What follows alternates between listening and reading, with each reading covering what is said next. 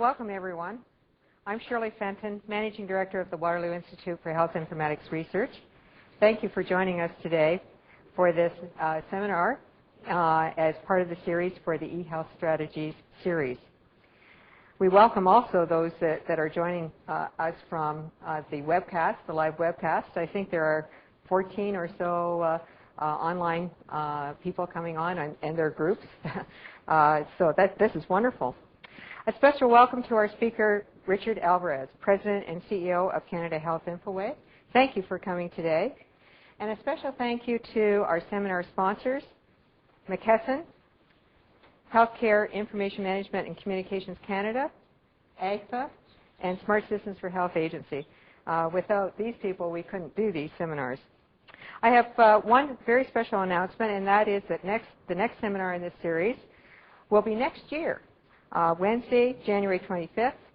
Dr. Ian McKillop, the J.W. Graham Research Chair in Health Information Systems and Associate Professor at the University of Waterloo, will be talking on Ontario Hospital Performance Reporting System. That should be a very interesting and informative talk. So please come back next year to hear Ian speak. The purpose of the eHealth Seminar Series is to examine the Canadian and Ontario eHealth strategies in detail. We've invited key experts, such as Richard Alvarez, involved in developing and implementing these strategies so that we can learn what they're about and critically evaluate their progress. We're very pleased to host this series and to have Richard today here to talk about Canada Health Infoway's work on implementing a pan-Canadian electronic health record. So without any further ado, please let me introduce to you David Johnston, President of the University of Waterloo, who will give us some welcoming remarks. David? Thanks, Shirley. It's wonderful to be here, and especially grand to be here and welcome Richard back and welcome Sheila back home. Richard, the last time we were together, I think, was here about 4.5 years ago when you were presenting, and I had the opportunity to introduce you then. It's wonderful to have an old friend back with us, continuing to do great missionary work on behalf of a cause that is so important.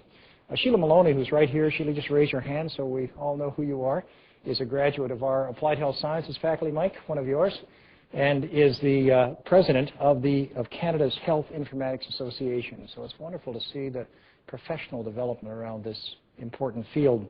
I'm not going to introduce Richard formally. What I am going to do is say how important the Canada Health Infoway is and the movement that it represents for electronic health records and the whole notion of introducing health informatics into our health system here in Canada.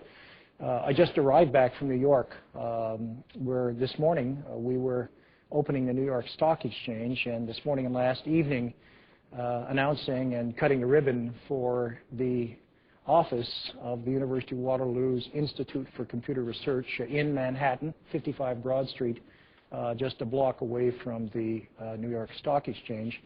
And it was a magical moment this morning when we had the opportunity to ring the bell to open the New York Stock Exchange. Our Chancellor, Mike Lazaridis, was there. Our former board chair and campaign chair, Bob Harding, was there, and a number of Waterloo profs, Dean Tom Coleman of the Faculty of Mathematics, etc. But there were 4 students who drove down yesterday just to be part of the celebration. And Bob, who is such a gracious man, with the students there said, let the students open the stock exchange. And there were 4 of them, 1 young lady, marvelous young lady, and 3 young men. And I thought, now how do you determine who puts their hand on the bell? And being the father of 5 daughters and well coached, it was very simple to me. We would ask the young lady to do so. But before I could leap in, as she saw my paternal instincts arising here, I said, well, we'll do rock, scissors, and paper. Is that the game we play? So here we were 2 minutes before this exchange is about to open with all the television, and these 4 great kids playing this game, leaping around with one another, and she won, and she let them like that, and then opened the New York Stock Exchange. So it was a wonderful moment for us, and it represented so much that's so attractive about this university, the exuberance of young people and their creativity, totally taking the command of the situation and not worrying one bit. And of course, what it represents for us is the globalization of this university. We have had a campus in Rome for 25 years, our School of Architecture, actually has all of the students spend a term in their 4th year in Rome. Imagine being an architect and being in ancient Rome and modern Rome, etc., near the cradle of the Renaissance, which is Florence, etc. But we now have an office in New York, in Manhattan, to bring computer research and computational mathematics right into the financial heart of not only the United States, but the world. We learned this morning, for example, New York Stock Exchange is worth $23 trillion of capitalization. The next closest exchange is $3 trillion. It's either Tokyo or NASDAQ on a given day. So that is one indication of the magnitude of the financial institutions. And it occurred to me how important it is that a university like ours is involved in bringing our concepts, our theories, and especially bringing our people, students and faculty, together with financial institutions. And now back to health informatics. The reality is that the Canadian financial institutions at the present time spend 7-8% of their gross revenues on information technology, and it's one of the reasons that the Canadian financial system is relatively advanced on a world scale. The Canadian health system spends something like 1% of our $85 billion expenditure on health informatics. And I think one could make the case that as important as information technology is to financial institutions in the banking system, it's even more important and has greater leverage opportunities for health, and that 1-to-8 ratio is something we want to do something about. So our university is proud that I can say today we're doing something about it in New York, and ringing the bell to open the New York Stock Exchange symbolized that in a very nice way. But I can also say our university is doing something about it in health informatics right here, and for that reason, it's just a special thrill to welcome Richard back and welcome Sheila back home as well. Thank you very much.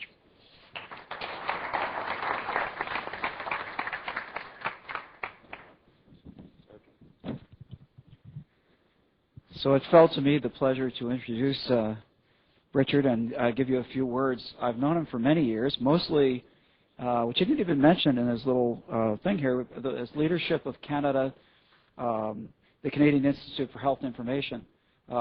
When you want to know something about the characteristics of the health system, as we learned at lunch, ask Richard and he will give you the data and give you a clear view of what's going on and where things are.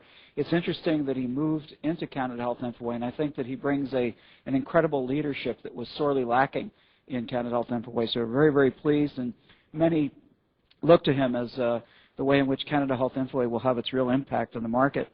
What I didn't know about Richard is he's on the editorial board for Hospital Quarterly and on the editorial committee for Quality in Healthcare.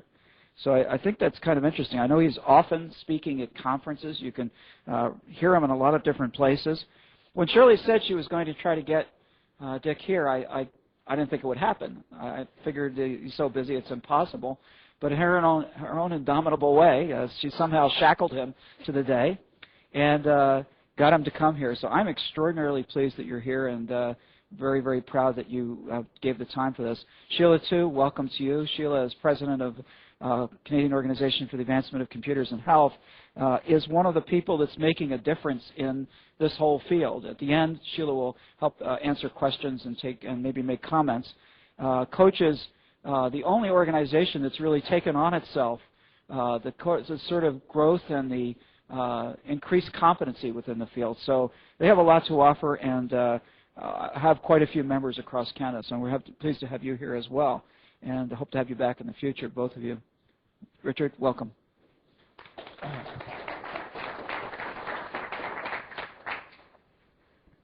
Well, good afternoon, ladies and gentlemen, and thank you, Dominic, for that introduction. And Mr. President, thank you so much for my claim to fame now would be introduced by somebody who actually just rung the bell at the New York Stock Exchange. In fact, I heard David speak many, many years ago, even before I came here.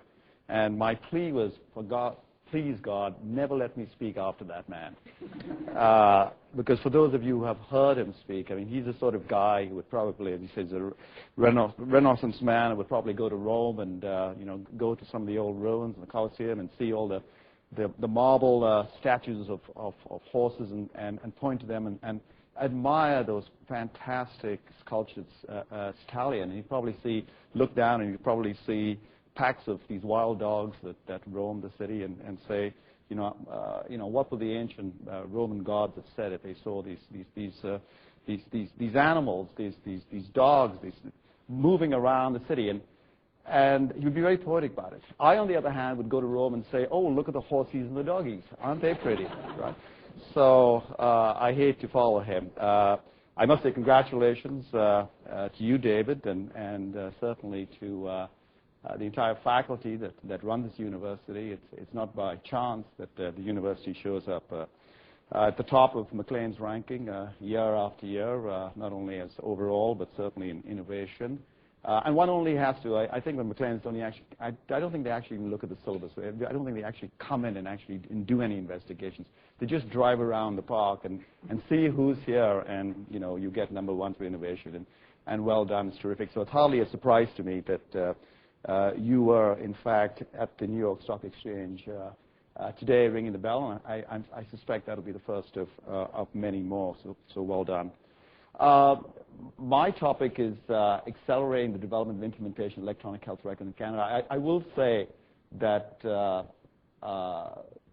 this is a worldwide phenomena, and I suppose I could spend my time every single week speaking around the world, because I get invitations to speak all over the world, and avail of some of them where, in fact, there's a good exchange of information.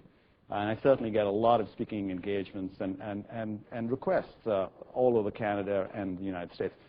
The reason I'm here, basically, is today is because we've got a dearth of two major issues that, in fact, are going to be the downfall of this. One is people, and the other is creative ideas. And both people, in terms of training, and creative ideas come from this type of a setting. So that's one of the major reasons that when Shirley asked me, I jumped to the idea of being here. I want to talk about the acceleration of the record, and some of you will be very familiar for the case.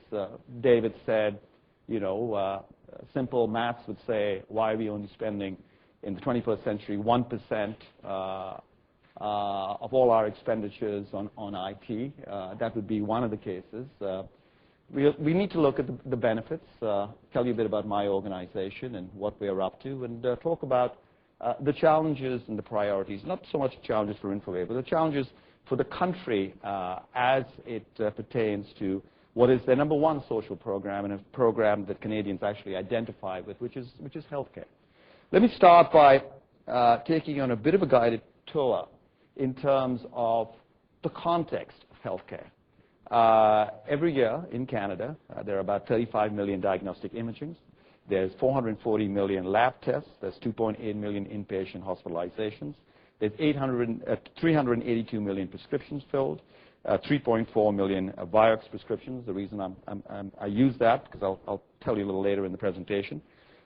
322 million office-based physician visits, 94% today resulting in handwritten paper records. And 60,000 physicians who face 1.8 million new medical papers in 20,000 journals and 300,000 clinical trials every year. About 2,000 healthcare transactions a minute, quite complex. So clearly, information is the lifeblood of our system. Yet, whilst there's been spectacular advances in medicine, the foundation of the health delivery system is primarily paper-based. I particularly like this image, this picture, because not so long ago when we had that tragedy in New Orleans and Katrina came along, what did it do? Well, it literally washed away the paper records, the medical records of individuals, many of them seniors, who we saw pictures of where they were trying to move them out of the state either by bus or airlift them out. And these people were on all sorts of medications, yet their records were now lost because their records were kept on paper. Contrast with that, veterans who were living in New Orleans. The VA system has a computerized electronic medical record. Their records were backed up outside state. within a few hours, they were able to restore their records, and as they moved the vets out, they moved them out with information so that clinicians treating them will know, in fact, what medications they were on. Mercifully, I believe this is about to change. It is a worldwide phenomenon, whether it's President Bush saying that within the next 10 years, every American will have an electronic health record, and going as far as actually appointing a coordinator for healthcare. And only this week in the Senate, they passed a bill to make that position, in fact, to enshrine that position in legislation. It is the one single item that I can see in the United States where no matter whether you're a Republican or a Democrat, especially at the senator level, they're coming together, whether it's Newt Gingrich or whether it's Hillary Clinton, or whether it's the Kennedys, are coming together and talking about the necessity for the electronic health record and all its benefits. Having said that, at this point in time, Congress hasn't voted a lot of money for this to happen. Having said that, there are spectacular systems in the U.S., like the VA system, which has completely transformed the efficiency, the quality, and the safety of the U.S., of the vet system, to one of the finest systems, health systems in the world, and a lot of it through the use of electronic health records and information technology. We got Kaiser Permanente, who's spending billions of dollars, basically bringing in IT and electronic health records. But those are all closed systems. So what I'm going to be talking to you today about is national systems. And national systems are going outside physicians' office. They're going outside hospitals. They are in truly national systems.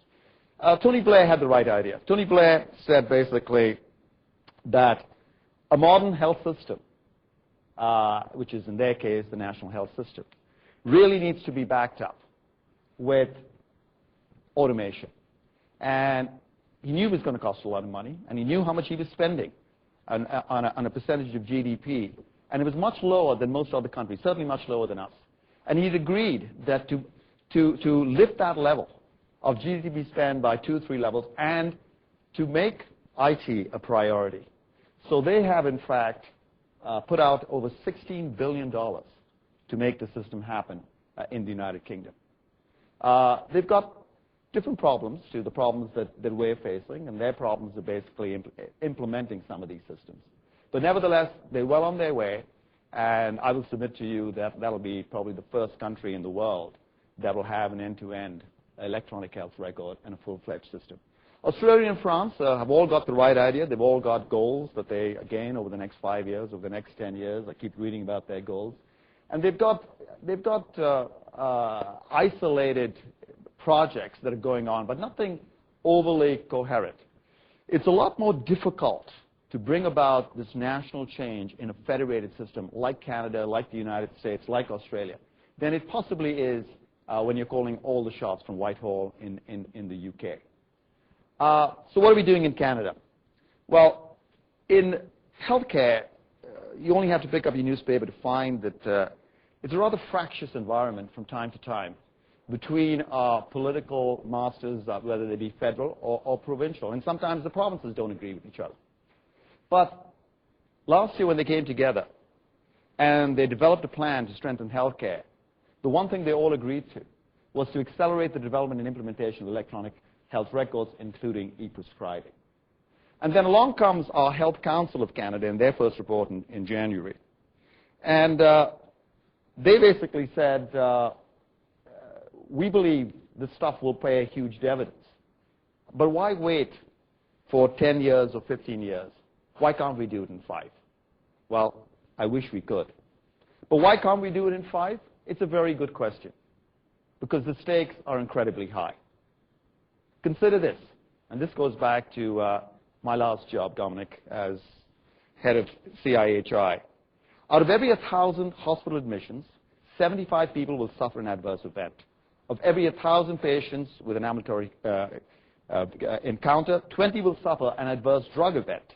1,000 patients discharged from hospital, 90 will suffer a serious adverse drug event with drugs given on discharge.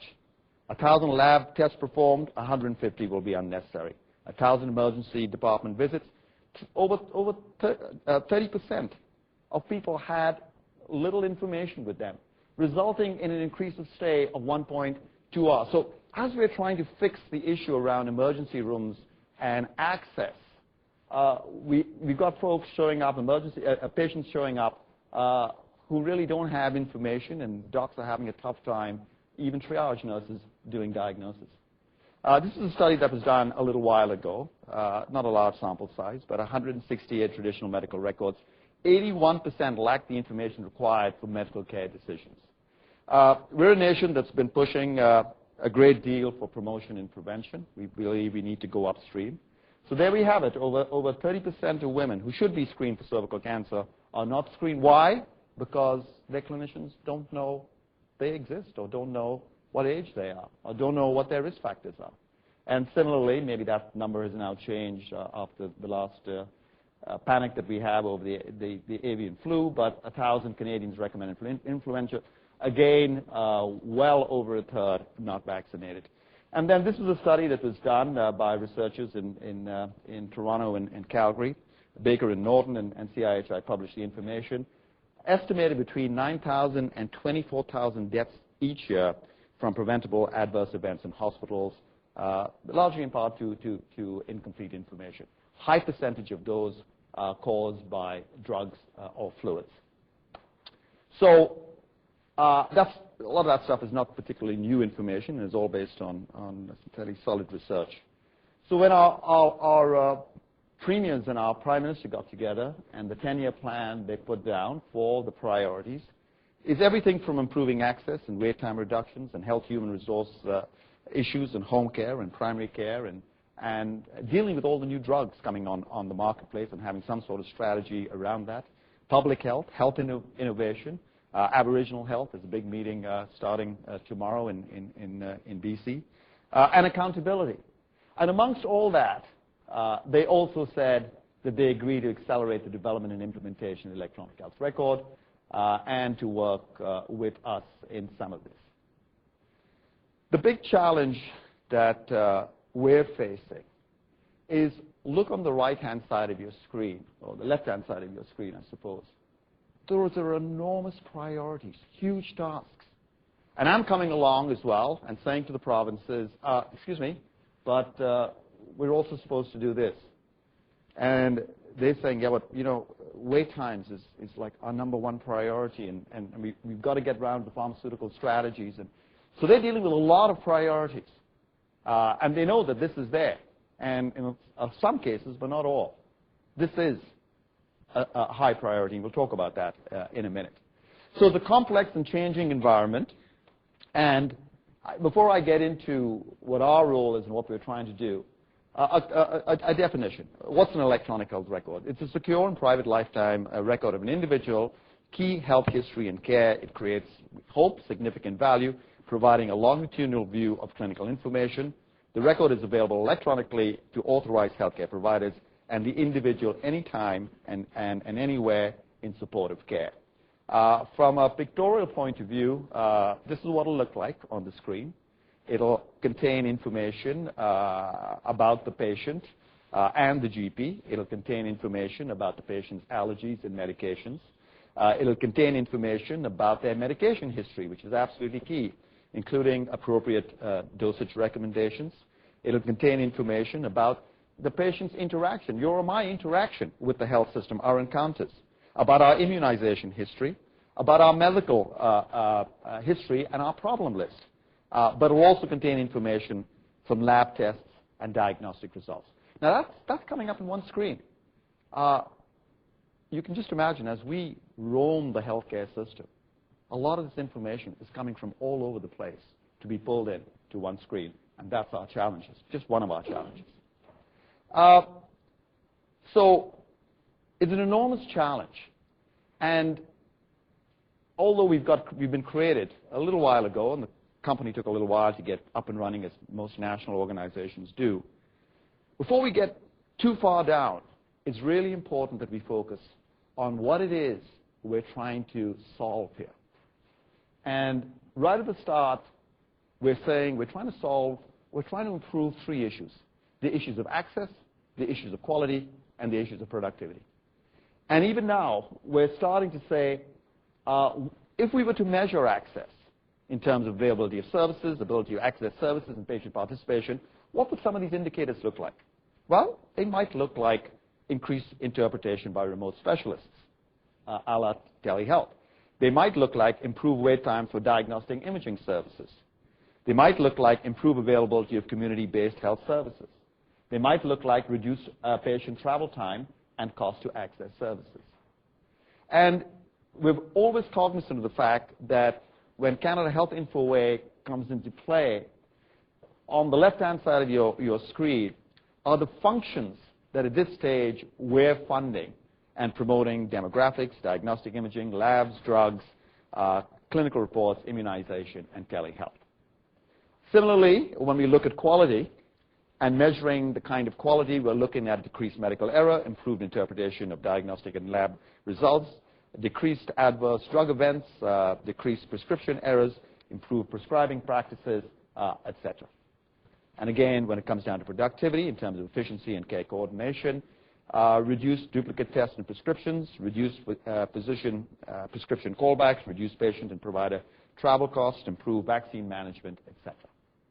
Now, one of the things that we did last year, we did a top-down study. There's two ways of doing this stuff. You do it a bottom-up, which is in some cases really primary research, which we will in fact get to, or you do it top-down. And we did this one top-down, and we had Booz Allen Hamilton to come in, and they use a lot of the modeling techniques that were now available in the U.S., and RAND Corporation has just come out with their study. Looks very similar to the results multiplied by 10 for ours.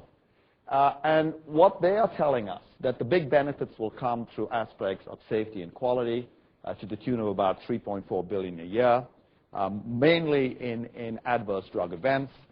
There'll be certainly some benefits in terms of access. This is a study done in Health Canada in terms of north-south participation on telehealth, reduced medical transportation savings. And productivity, again, we've done some work around there where we're looking at diagnostic imaging efficiencies, over $1 billion across the country and per year, and lab test efficiencies, again, in the $500 million range.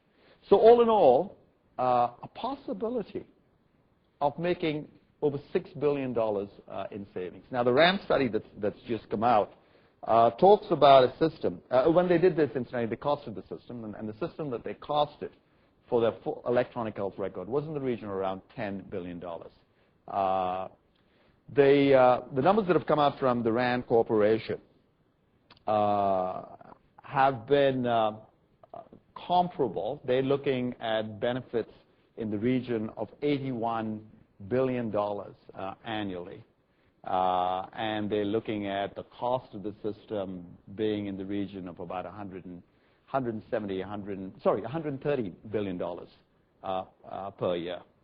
So if you divide those things by 10, you're getting to these sorts of numbers. Canada Health Infoway was created a little while ago, again by the first ministers coming together and the health ministers. It's an independent, not-for-profit corporation. Our members were owned really by the federal, provincial, and territorial deputy ministers of health. Our job is to foster and accelerate the adoption of the electronic health record with compatible standards and communication technologies on a pan-Canadian basis with tangible results to Canadians. I always say this because I basically moved into this job just over a year and a half ago. And when, in fact, I was being interviewed for the job in reading all the text from Canada Health Infoway, this mission statement was there already, I kind of stopped and said, I'm supposed to attain, through working with my people and working with the provinces and territories, this type of a mission, which talks about a record that is shared on a pan-Canadian basis. Now, that is kind of laughable when you think that some of us could certainly go to labs where we have our lab tests done. And typically, most labs will have some sort of a lab computer system. And those of us who are lucky can go to a physician who might have an electronic medical record. I say lucky because it doesn't exist too often. But they certainly do have a computer that sits outside where they do scheduling and things like that. And they'll send you for a test to this lab, which is across the street from your doctor's office. But they'll do it by a piece of paper, or they'll do it by a telephone, or something like that, probably a piece of paper. And when the lab gets their results, which is in their computer system, they'll do it by another piece of paper and send it back to the doctor. And you're thinking, well, look, there's these two facilities across the street, and they can't talk to each other. Their computers can't talk to each other. And I'm going to take a job that makes this happen on a pan-Canadian basis. You've got to be crazy. Which means everybody can talk to everybody else. If I happen to show up in an emergency in Vancouver tomorrow, if they authorize, could have access to my records. The good news is that if, in fact, you have compatible standards, messaging standards, data standards, then these two facilities across the street from each other can, in fact, speak to each other. With minimal costs, those same standards can be applied on a regional and a jurisdictional level, and those same standards, in fact, can be applied on a pan-Canadian basis. So there has to be a level of discipline, a level of understanding from industry and from those implementing the systems that these are open systems, and we're going to be sharing this information in an authorized way, but we're going to be sharing this information, and therefore they have to have compatible standards. The other big difference between what we're attempting to do and what was done in the UK, the UK decided that they were so undercapitalized in healthcare, they were going to rip out all the systems, all the clinical systems that they had, including the physician systems. And over there, they were highly capitalized. Nearly every single doctor had a computer system. And they were going to put in new systems. That hasn't quite happened because people who have got their systems and clinicians who like their functionality are refusing to give it up, and so they've had to revisit their decision. We decided we're not going to do that. We decided that we would build on existing initiatives, which in some cases is tougher to do because you're not working with a blank piece of paper. Now, having said that, we've had to put a line in the sand. We've had to say, in our way, so when are we going to put the first man in the moon? And set a date. We're going to put half a man in the moon. We've basically said that we're going to have 50% of the Canadian population able to have access, typically through their clinicians, to their electronic health record by the end of 2009. That's only 5 years from now. One of the other differences about this corporation compared to a granting agency, which is typically the way the federal government sets up some of these programs, is not a granting agency. A granting agency is on the far left hand of your screen, where in fact they're not very much involved in the project execution.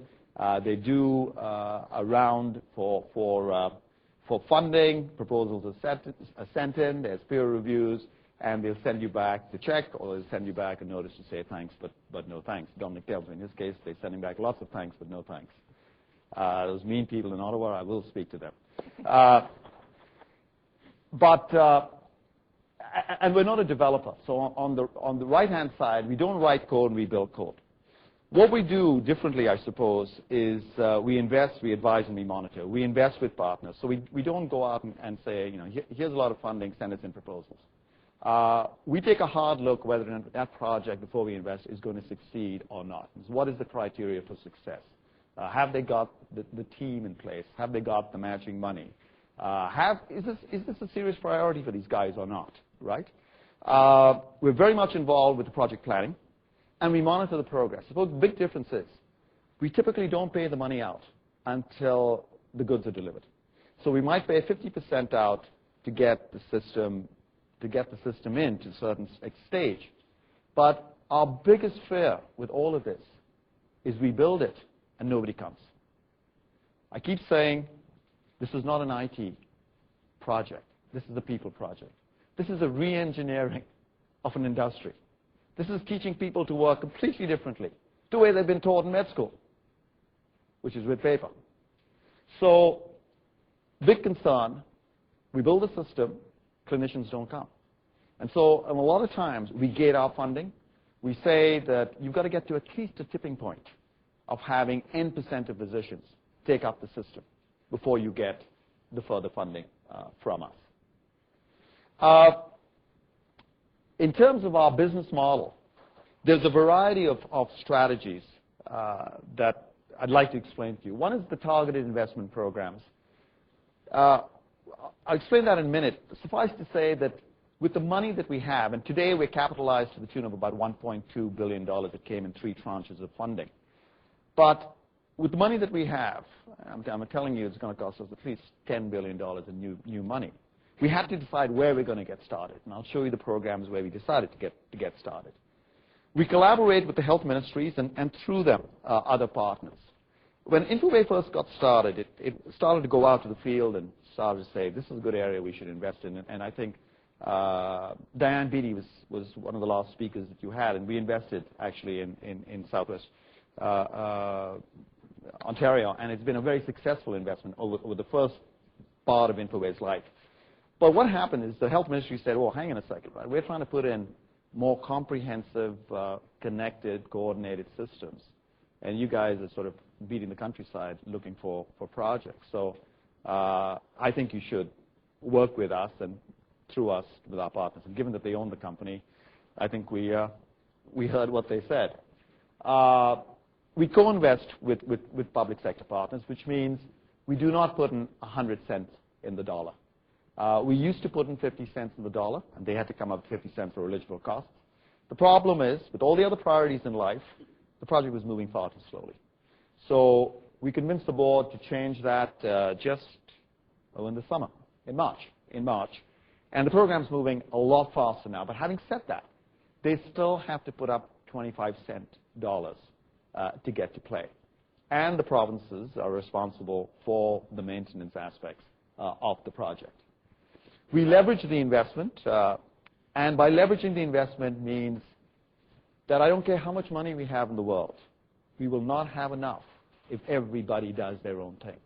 And if everybody does their own thing, you can be guaranteed that this stuff is not going to talk to each other. There was a point in time, and it's changing in this province slowly, it's changed in other provinces very quickly, where hospitals used to compete against each other for who could have the best and the brightest, the biggest and probably the most expensive IT system.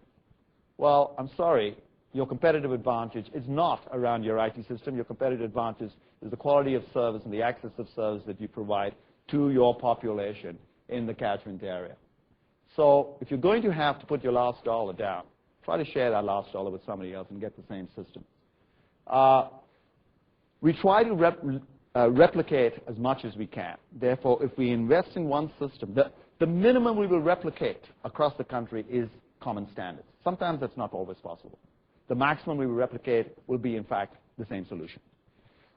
We form strategic alliances with the private sector. It's absolutely key. You see, the majority of our hardware and software, even today, comes from south of the border. And we're a very small market compared to our southern cousins. But it's also important to share with the private sector of where we as a country are going, the kind of systems that we're talking about, the open systems, and that if they're going to sell in this country, then they have to implement products that are standards-based. We're pretty strong, though sometimes we give in, by saying you don't get to build your own systems. There are commercial products out there, use them. Because at the end of the day, in the healthcare business, healthcare is what you're supposed to be in, not the maintenance of information technology. Let the private sector take care of that. So we encourage COTS, commercial off-the-shelf products, and again, we try to replicate them. Focus on end-user acceptance. I'll talk a bit more about that. Suffice to say that if our clinicians are not convinced to drink once we've got them to the water, this isn't going to work. And we're asking for a big spend, any which way you cut it. So measuring benefits and adjusting the programs continually will clearly be a strategy, and a strategy that we added only in the last 6 or 7 months. Let's go back to the investment programs. we could have decided, let's start with physicians' offices, doctors' offices in the community. We could have decided, let's start with nursing homes. That's where a lot of our seniors are. What we decided to do was to start where a lot of the sophistication and a lot of, in some cases, a lot more clinical systems are, which is basically in the acute care settings and move up. Starting from the bottom, the first thing you need to do if you're doing a program such as this is to have a song sheet, a blueprint, an architecture that everybody can understand as best as possible and agree to follow. So when, in fact, you're going to fund something, you say, tell me again how that fits into this architecture. When a vendor says, I've got the best and the brightest and the most beautiful product you've ever seen, we say, tell me again how it fits into this architecture. So that took about a year and a half to develop. There were 600 or 700 people across the country. It is also an architecture now that is showing up in vendor products when they're talking about their products over the next 5 years.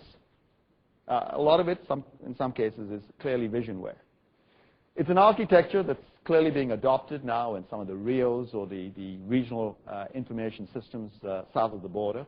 And it's an architecture that's not too dissimilar to the architecture that's in the UK, the architecture that's evolving in Australia or any other country in this game. The next thing is standards. And standards are good news and a bad news story. We need them. We need them now. We don't have them. That's the bad news. But again, part of that infrastructure is clearly around standards. The provider registries are analogous to the white pages and the yellow pages of the telephone directory. It's absolutely essential when information about Richard Alvarez is coming to my community physician's computer from everywhere, from maybe the local emergency room, maybe the lab across the street I talked about, maybe an immunization place where I got an immunization vaccine done, that it's a unique Richard Alvarez and not somebody else. And so uniqueness in client and provider registries form the bedrock of these systems. And through these systems will go jurisdictional-wide drug information systems, laboratory information systems, diagnostic information systems, public health surveillance systems. We got $100 million last March, Bridget? Yeah. I think it was the second day I arrived on the job. And the feds called me and said, we have $100 million. Do you want to take it for public health surveillance? And that was a good news and bad news story. The bad news story was, how did I know $100 million would do the job? Number one, and we were just over SARS, and so the next pandemic that came along, they'd say, so where's the system for the $100 million I gave you? And we also had a history of different kind of systems across the country, in some cases, though IFAS was prevalent in many. But we took the money, and today we've got a situation where every single province and territory have agreed to the one public health surveillance systems across Canada. And we are in the short list, I think, of selecting the vendors to, in fact, provide that system. And if there's one pan-Canadian system, in fact, one global system we need, it is in public health surveillance, aspects of alert management, outbreak management, etc. Telehealth was another program that was added fairly recently. And again, telehealth, a lot of that money is dedicated to language minorities and in a lot of cases, Aboriginals. And then sitting at the top there is the interoperable EHR. That is really the glue that holds together these systems, which in some cases are jurisdictional systems, and the systems that are in physicians' offices or the systems, the CIS systems with the clinical information systems that are in hospitals. And above that is something that we've added recently, adoption, that is clinician adoption, and innovation. And innovation is, if you like, our dollars for the next wave of funding. A good example, we were talking about it over over lunch today, is Grand River. Grand River is doing some terrific work around patient portals. My own belief is if we wait for clinicians to embrace the electronic health record, we could be waiting forever and a day. We've got to get Canadians as well interested in this phenomenon, this change. Canadians wanting to own their own records. Canadians, especially those who have got a vested interest in their own health, particularly chronic disease patients, to give them access to some of this information. And some of that has been done certainly on cancer here at Grand River and in other parts of the country. So it's not only patient portals, it's areas around cancer, et cetera, where in fact we will have a lot of new innovative projects that don't quite fit this particular mold that we will want to look at. Some of the research aspects as well. This is certainly for computer science guys and engineers. There's about 350 pages of the architectural diagrams. Suffice to say, the reason I use this one, it's really to show that there's going to be jurisdictional systems or regional systems that are repositories that sit up there, whether they be the shared record, which we call the EHR, the provider, the client registries, or the different domains, or whether it's going to be a variety of other applications or the EMR that sit in doctors' offices. Coming up to the glass will be that type of information. Clearly, it would have to go through some sort of a network that has common services and a common communication bus. The communication bus is the least of our problems because I think as Canada, with the exception, of course, of the folks north of 60, we're very, very fortunate to have the kind of telecommunication services that we have across Canada. Common services would be a little tougher because now we're talking about the kind of authentication, security, privacy kind of services that are pieces of basically software that need to sit in there. Again, a lot of that stuff is commercially available and really doesn't have to be built from scratch. Moving on to progress. I've said to you that here, in fact, are our programs. And this thing works? Yeah, here, in fact, are the programs. We're specializing in replication as far as possible. And so when you look at our little donut diagram, you can see the number of programs that in a lot of cases have been replicated across the country. We have over 141 active or completed projects valued at $425 million in all 9 investment programs. Okay. Now, I want to be very careful here because if you go and look at my company's bank account, you look at our balance sheet, you'll find that we probably still have $1.2 billion sitting there. Why? Because some of these projects, most of these projects, are not an issue of add water, stir, and voila, there it is. They take anywhere between 18 months if we're lucky and 3 years to happen. Together with that, I get the funding, which means we don't pay out to deliverables. So whilst the board has now approved the $1.2 billion in the 9 programs, we've said, right, that's the way we're going to allocate the money between the programs. And we have over $400 million in project approvals, which means we have booked that money. If we've said we've got a contract now with Ontario, with BC, based on a lot of negotiation and planning, and this is what we're going to do in phase 2, we've booked the money. But the spend will be a few years out.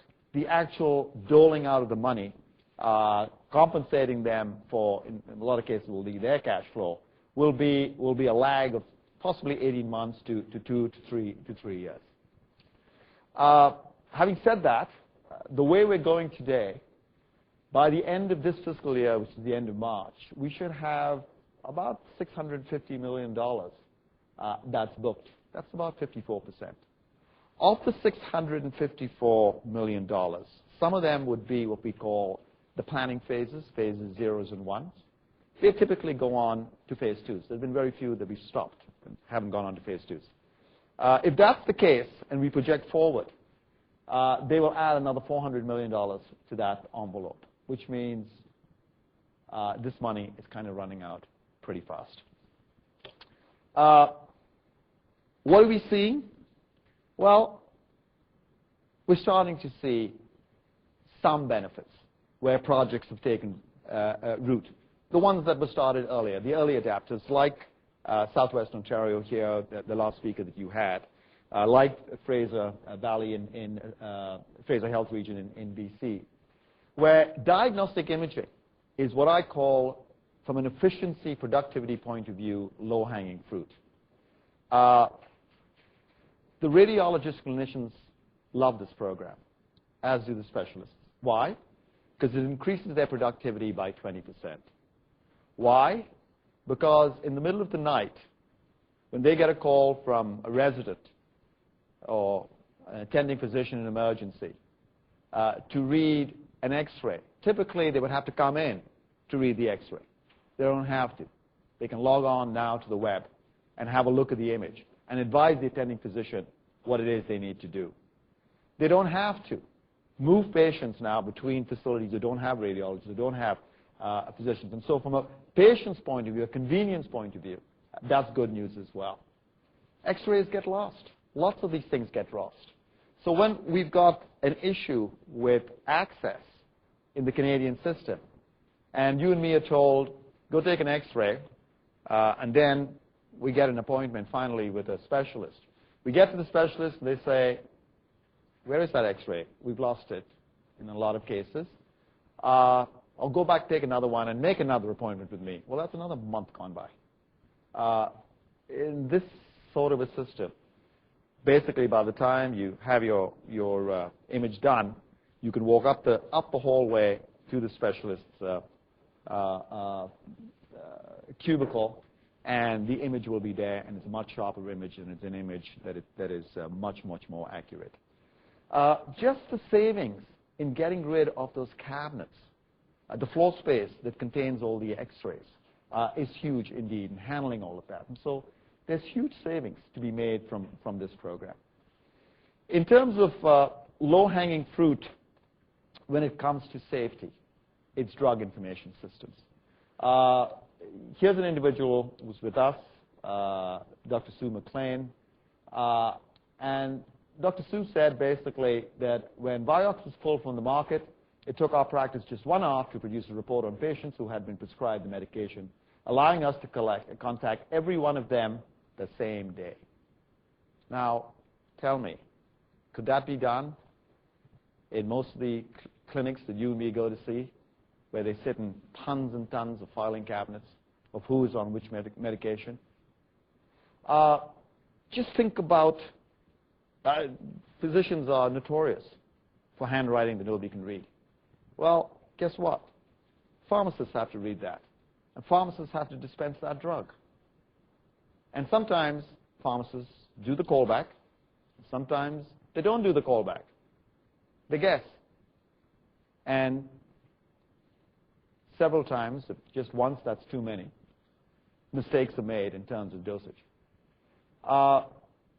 When folks show up to an emergency, 30% of our seniors are hospitalized because of adverse drug interactions.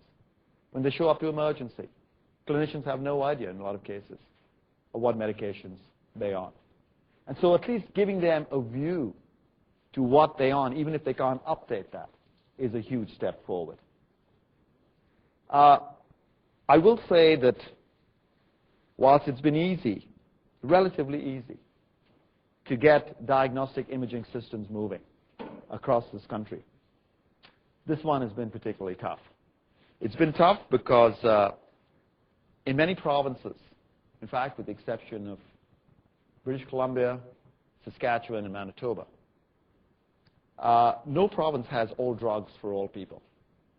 They have some drugs for some people, meaning basically they collect information on the population that they fund. So typically they fund the seniors, And so they will have, like the ODB system here, they'll have information on there. Well, you know what? In many cases, physicians don't want to switch their computer on when an over 65 walks in and switch it off when an under 65 walks in. They don't want to know, okay, these are some of the drugs that government is funding, but what about all the other stuff they're not funding that you're on? So they want to have all drugs for all people. And so all drugs for all people is absolutely essential. And the only way, incidentally, to get all drugs for all people, I believe, is to legislate it. Alberta has had a real tough problem. They're now 3 years behind in their project because they didn't have all drugs for all people. And then trying to get the pharmacists, persuade the pharmacists that they should give up that information has been really, really tough. And so what we're finding now that provinces are moving to legislate all drugs for all people. The other issue with it is if docs do get all drugs for all people, they say, to make a faster diagnosis, I need the lab information as well. So you've got to get me at least labs and drugs to my screen. And the one place they can do that certainly is in British Columbia, though it's a very badly designed system. There are actually two systems. They haven't brought them together, but they're getting there. Since I suspect nearly all of you in this room are from Ontario and possibly several on the web, here's a picture in terms of Ontario's investments or their progress as it relates to our programs. I think Sarah Kramer was here not so long ago, and she spoke on waitlist management. Well, part of the waitlist management is obviously having a registry. And so the entry into the client registry that I spoke of is through the waitlist system.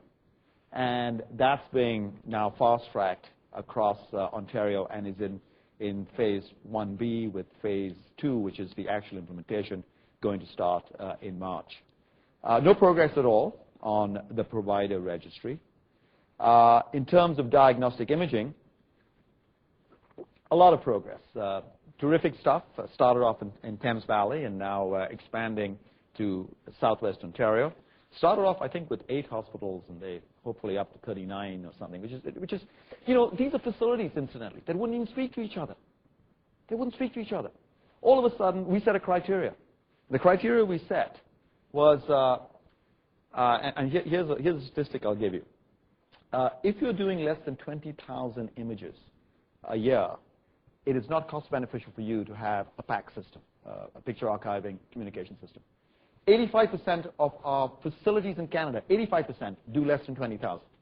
Therefore, it is just not cost beneficial for all these guys to have their own system. So we set a threshold. We said, you've got to have at least 1.5 million, which means a lot of you have got to get together and share the system. And if you do that, then you qualify for the funding.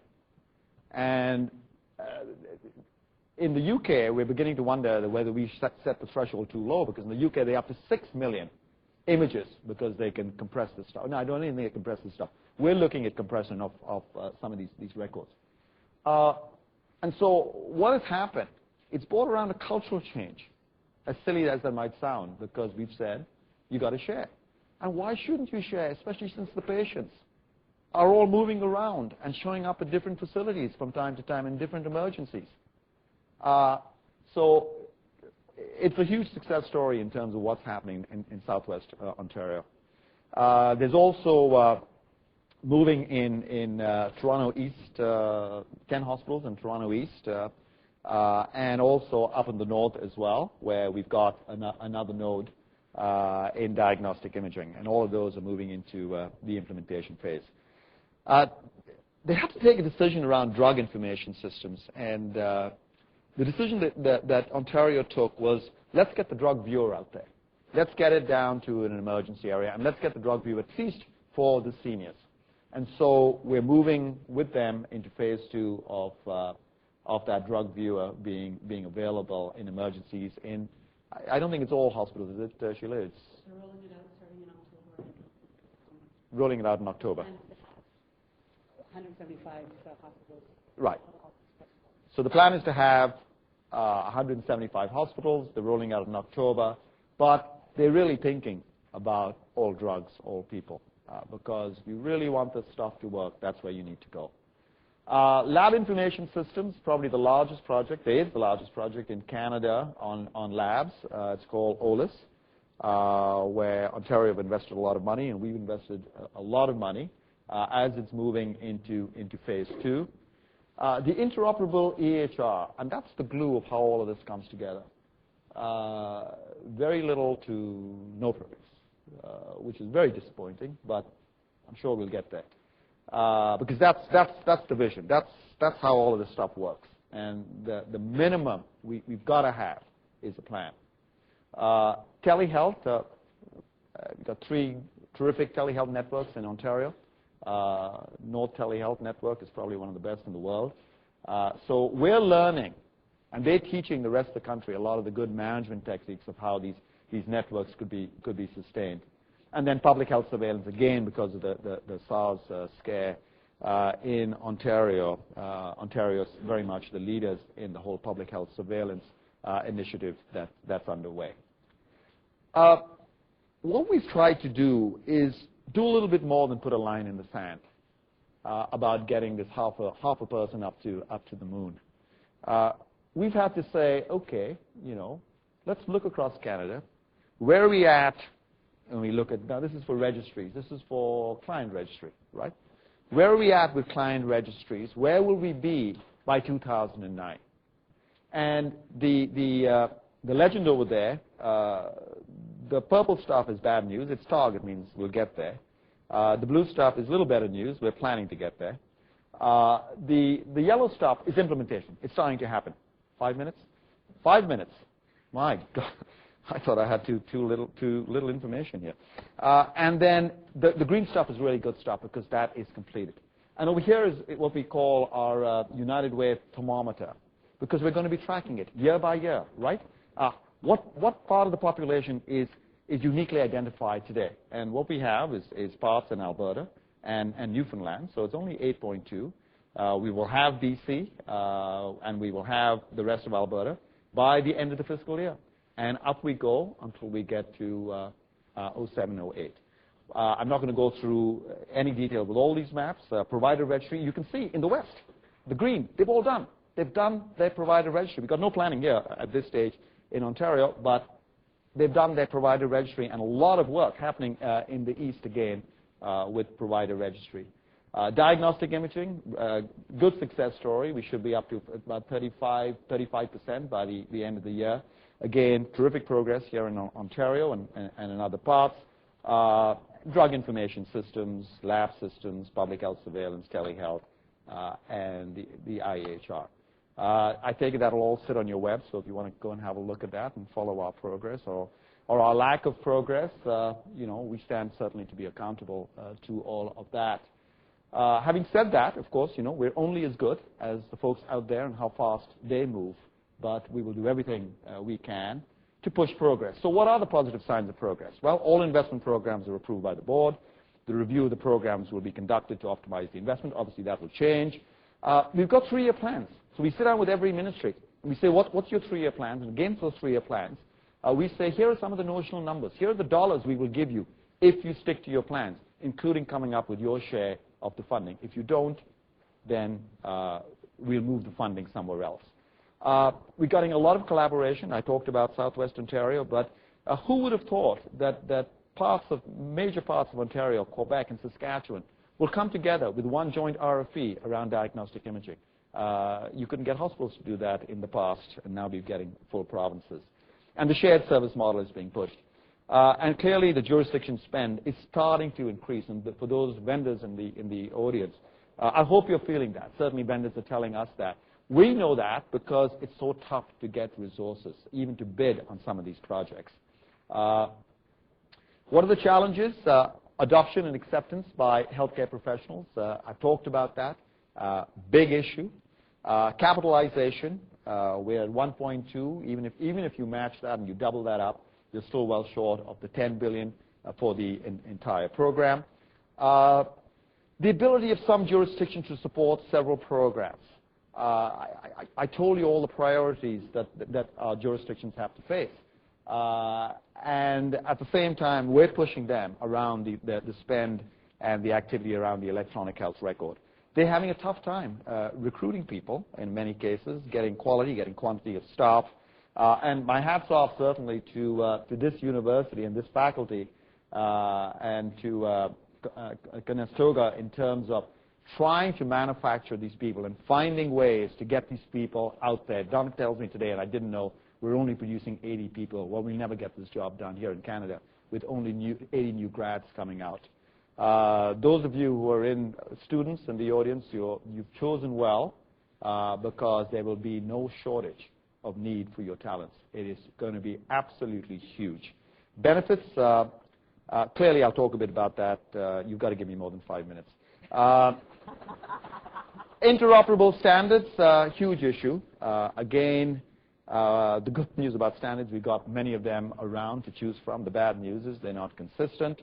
So a huge effort underway to build and develop these standards. In some cases, we are going to miss the boat, and we're going to have to retrofit, unfortunately. And then managing multi-million-dollar projects. So when I sit down, as I do, and I'm right in the middle, I sit down with deputy ministers, and I say, okay, here's your 3-year plans. Here's what you said to me. Here's the kind of money that we're going to provide to your province over the next 3 years. But here, Mr. or Mrs. Deputy Minister, are your challenges, right? Here's the criteria for success. Firstly, do you really have the commitment in this province? Do you really have the commitment?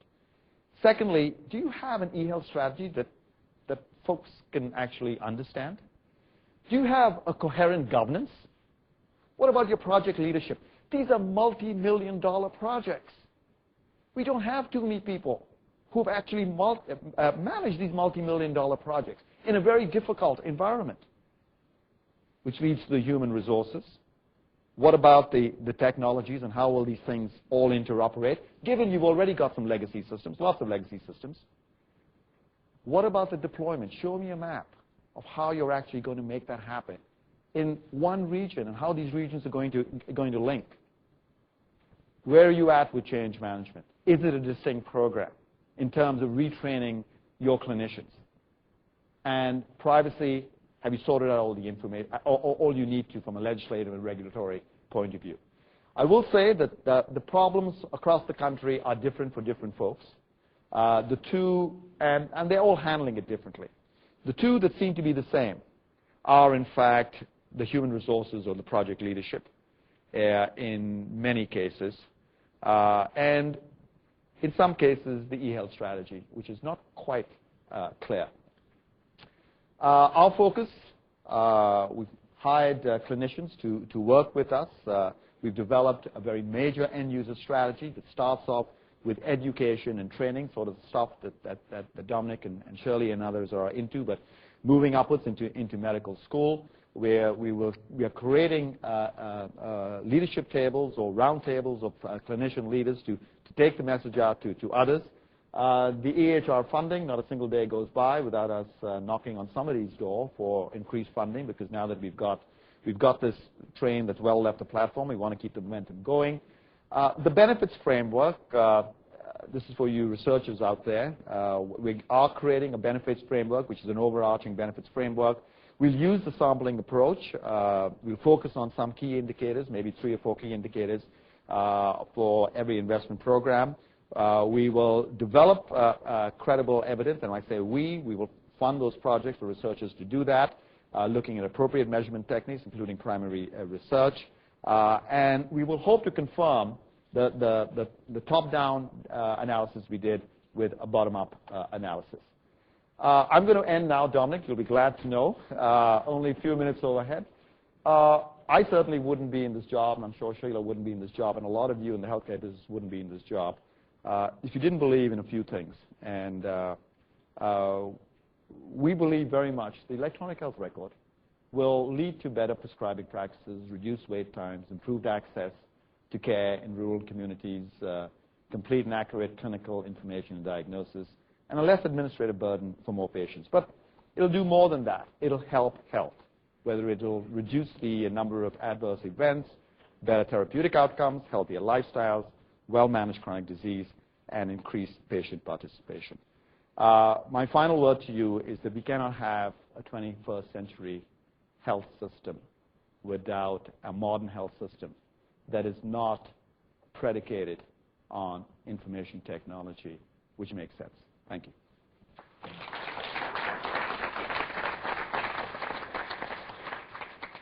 Well, I always feel cruel when I cut people off, but it's just to give people a chance here to make questions or ask questions or make comments. And what we'll do is, if you be patient, we'll get you the microphone so that we can get your question on record. So I'd like to open the floor to questions to both Sheila and to...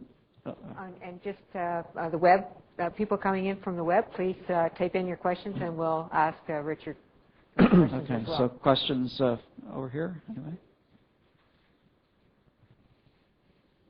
Can I get that stuff?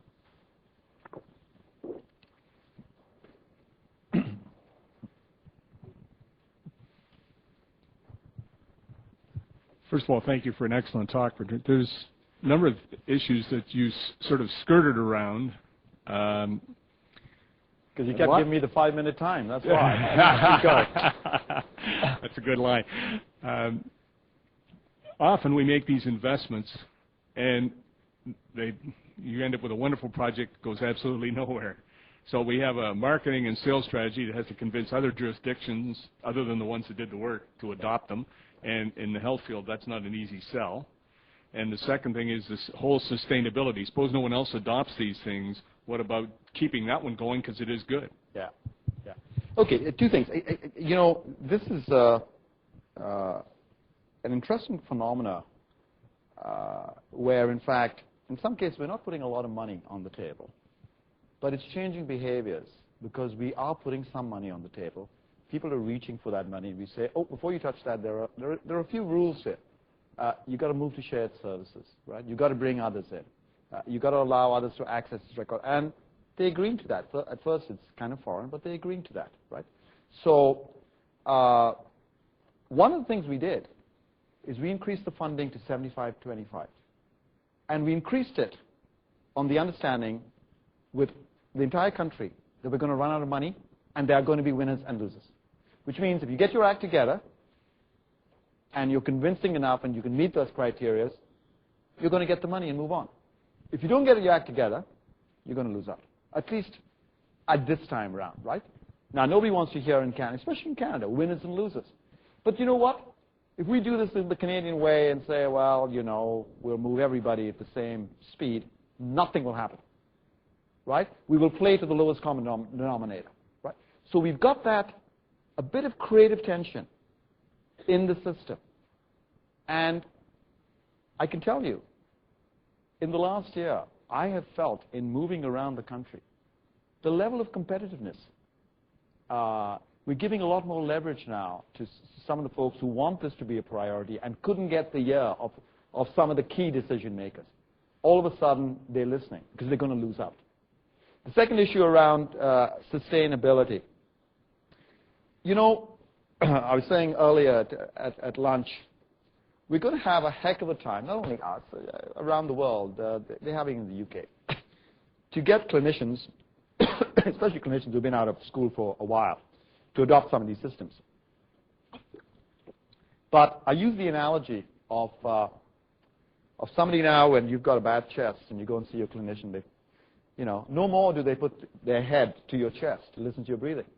They have to use a stethoscope. Well, these systems will become standard of care. And standard of care has to be maintained, right? So I'm not particularly concerned about the sustainability because that will happen, right? As long as the advantages start to form. And you can talk to clinician groups who have actually gone out and purchased an electronic medical record. They'll tell you that it was an absolute nightmare, that they hated every moment of it, but now that they're there, they won't go back to paper. And they sustain it. And then they will show you areas that they made savings. I'll ask you one question, Richard. Based on what you said here today and what I've heard of your speeches around the province and what I know about the situation, it appears that Ontario is behind the ball compared to the rest of the country. We seem to have a problem. If you said that 2 or 3 most important things for Ontario now that need to be accomplished to get us accelerated, if you want, towards the electronic health record. What do you see them as from your vantage point? Okay. So the first thing is, let me tell you the good things that are going on in Ontario, and then I'll tell you what I think is missing, right? So there are some spectacular bits and pieces. There's the lab stuff, which is terrific. There's 3 or 4 major pockets now of diagnostic imaging, which is going to have huge benefits, right? There is this client registry that's getting started through the wait times. And so when you look at our programs, telehealth is, you know Ed Brown, people like that, they're doing fabulous work, right? Public health surveillance is a bit. But when you look at all of that, you say, well, how does it all come together? How does this come together at the coal face? And that's missing. So I keep saying, where's the picture, guys? Where's this plan? When is this actually going to happen for the people of Waterloo, Kitchener, and Cambridge? When is it going to happen, right? When is it, and incidentally, even with the docs, so the docs are out of our system. There are monies been set aside, $150 million, which is sitting, I believe, with the Ontario Medical OMD to work with physicians, and they've selected a vendor. So a lot of the bits and pieces are in place, but landing it at the coal face is, I'm missing the picture. So it's a plan, but it's also, I'll call it program management. In other words, the ability to bring a total picture together. That seems to be where it is. You also mentioned the area of strategy, the existence of an e-health strategy. That seems to be something that fits with that as well, and that seems to be lacking right now. Right. Interesting. To what degree does Canada Health Infoway then intervene in that?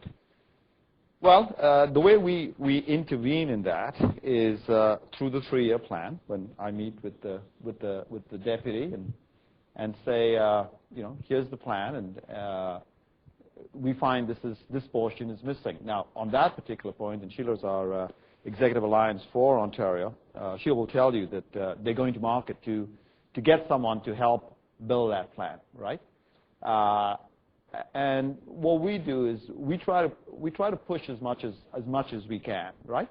Knowing fully well that whilst we're pushing, there could be a pushback to say, hang on, guys, we've got priorities in other levels, and that is to be.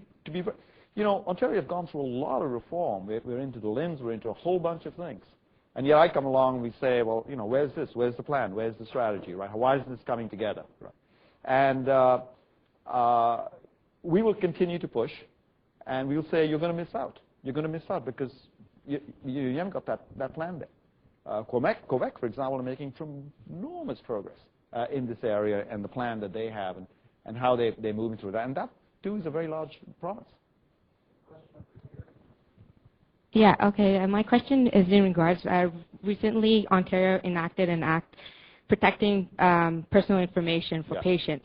And as you can tell, one of the biggest concerns patients have is privacy. And I just wanted to know, what is Infoway's strategy to enforce patient privacy, and specifically with consent and access control? Okay. What are the strategies you're taking on?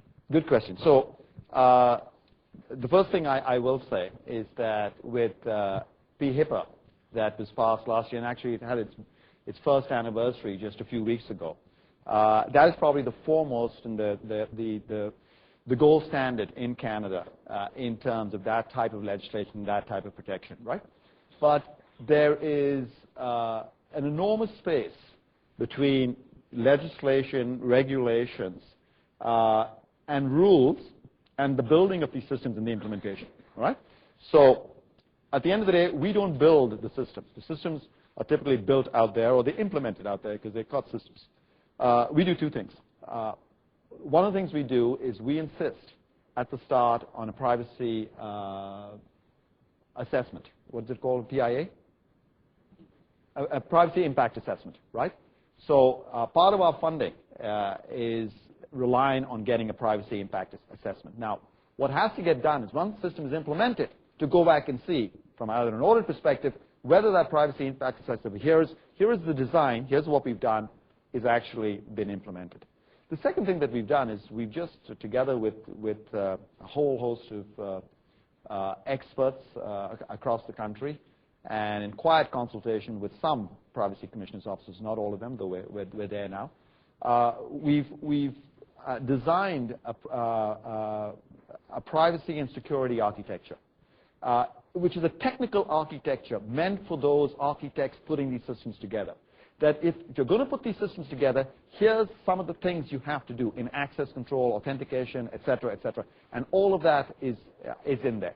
Now, over time, it's going to be an open system, so to speak. People will add to that. It's probably even sitting on our web at this stage.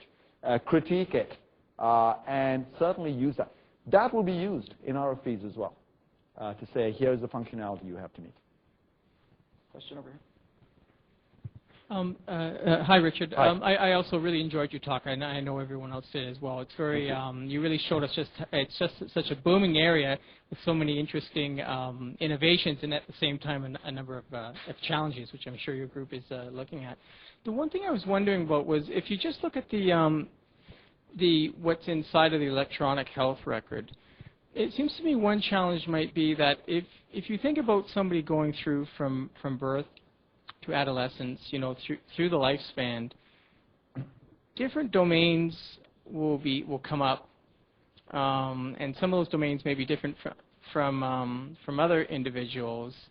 I mean, I'm just trying to think about, would this electronic health record be used primarily by physicians, let's say family physicians, and would you need different items if that person moved into, let's say, palliative care, into rehab, or things like that? So I'm just wondering about the real challenge. One of the real challenges seems to be to get these different care providers, a host of different types of care providers, to see what they need in the patient record. I guess I'm just wondering about the domains within the yeah. So even today, if you go to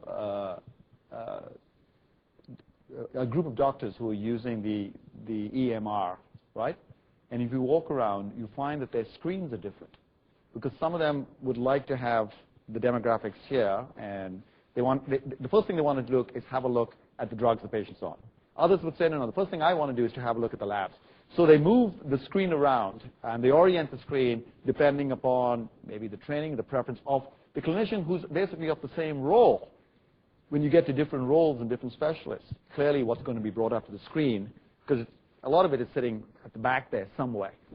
What's being brought up to the screen is going to be what they're particularly interested in. So there will be a lot of customization around those screens that go on.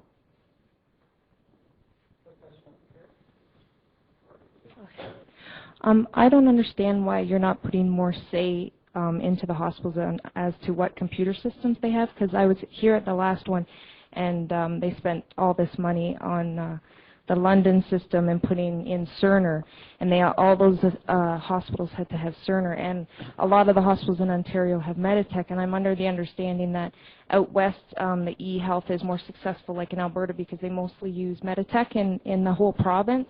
I'm wondering why you don't have more say in that, because I know there's a lot of hospitals in Ontario that don't want to get rid of the hospital system that they have.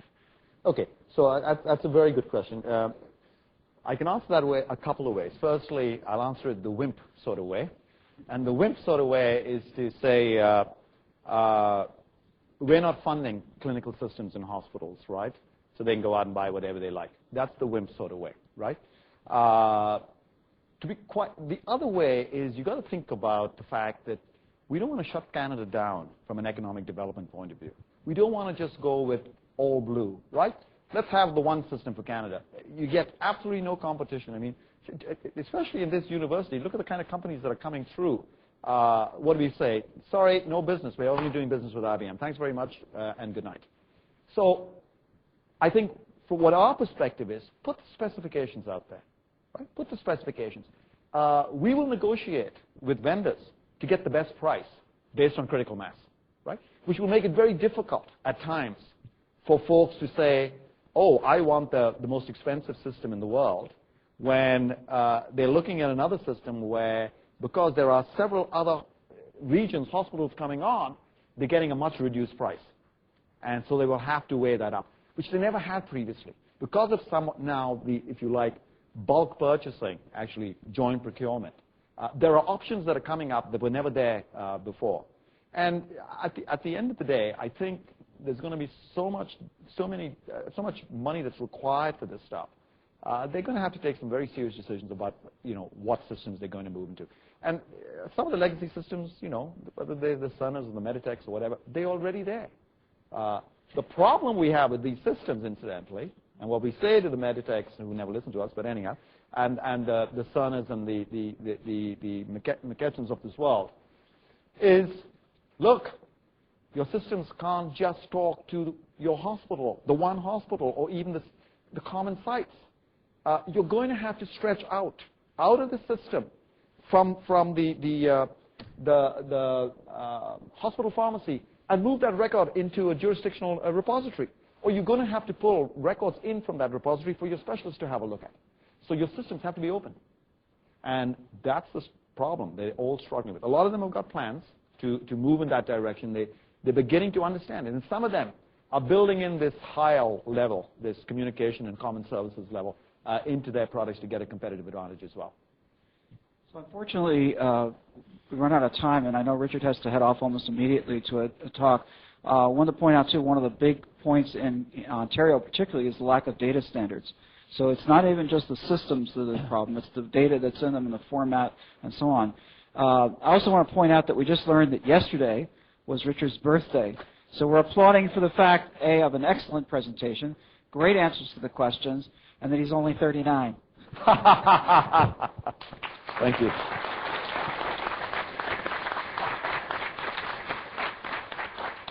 Thank you. I'd just like to wrap up here and say my personal thanks to Richard. What a wonderful talk. To assure to people that Richard's presentation, which is just packed full of information, we will have it available on our archives along with the video in a week or so. So those of you coming in from the web, yes, it will be there. And I know a lot of people here were wondering that as well. We had over 40 people attending via the web today, which is an all-time high. It's pretty amazing. So 24 sites, but over 40 people. And so with that, we'll see you in January on the 25th for our next presentation, and have a great end of the year. Thanks for coming today.